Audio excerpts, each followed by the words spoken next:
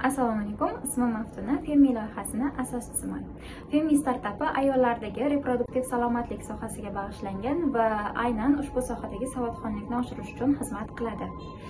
Bilamiz, har bitta ayol hayoti davomida 4 ta ginekologik davrni boshdan o'tkazadi va bugungi kunga kelib mana shu davrlarda yordamchi vositalar aynan ularning telefonlarida mavjud. Ya'ni bitta ayol har bitta bosqich uchun mavjud ma'lum vositalardan foydalanish imkoniyatiga ega. Femi ilovasi ilk bor o'zbek tilida barcha funksiyalarni bitta joyga jamlangan ekosistema sifatida ishlab chiqilgan va hozirgi kunga kelib 100 mingga yaqin ayol qizlarga xizmat ko'rsatib kelmoqda.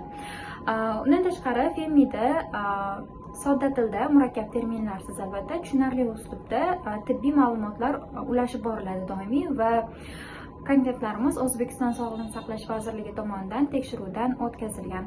Femining kelajakdagi rejalari hozirgi kunda AI analizini ishlab chiqish, ya'ni foydalanuvchilarning talablarini o'rgangan holatda profilaktikalarini aynan Femi bilan boshlang'ich bosqichda amalga oshirish imkoniyatini taqdim etish bilan birgalikda klinikalar bilan hamkorlikda telemeditsinani ham yo'lga qo'ymoqda.